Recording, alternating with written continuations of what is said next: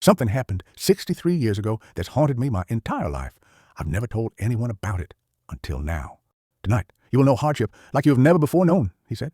I come as a friend, offering you refuge from it and from all other storms which lie ahead. I wanted nothing more than to leave at that moment, but I remained seated. I asked him what he was talking about. Your mother is dead, my boy, by her own hand in her kitchen. The scene is gruesome, I must admit, he said in sorrowful tones.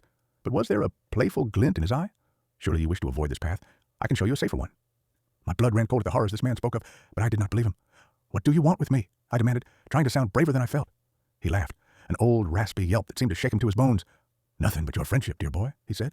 Then, sensing I found his answer inadequate, he expounded. I want you to come on a journey with me.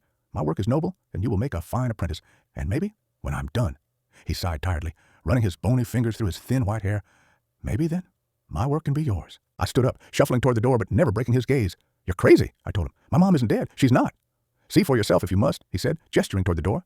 I threw him a contemptuous glare and bolted for the exit. As my hand closed around the knob, he said my name softly. In spite of myself, I turned around. Your road won't be easy, friend.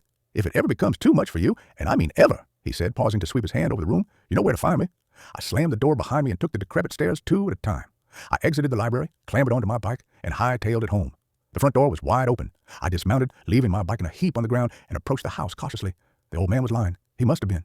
Still, tears began to sting my eyes. Heart pounding, I stepped inside and called for my mother. I heard no answer, so I turned into the kitchen.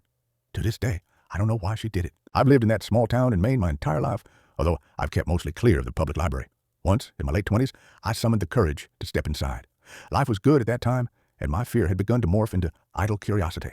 Where the door to my basement sanctuary once stood was only a blank wall. I asked the librarian what had become of that basement, though in my heart I knew the answer. There was no basement, she said. There had never been a basement. In fact, if she had her facts correctly, city zoning ordinances prohibited a basement in the area.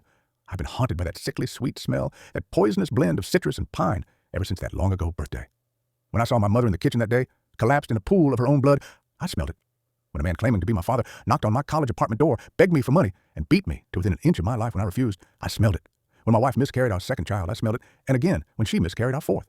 When our oldest son got behind the wheel of the family Buick, completely shit-faced, and got his girlfriend killed, I smelled it. I began to smell it periodically as my wife became sick. She died late last year, and now I'm alone for the first time in more than half a century. Now, I smell it every day, and it feels like an invitation. A few months ago, I went back to the library, and the small oak door with the ancient handle was there, right where it used to be.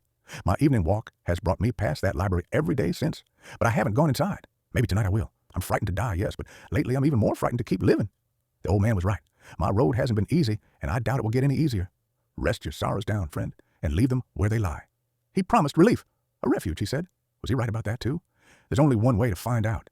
After all, I still know where to find him.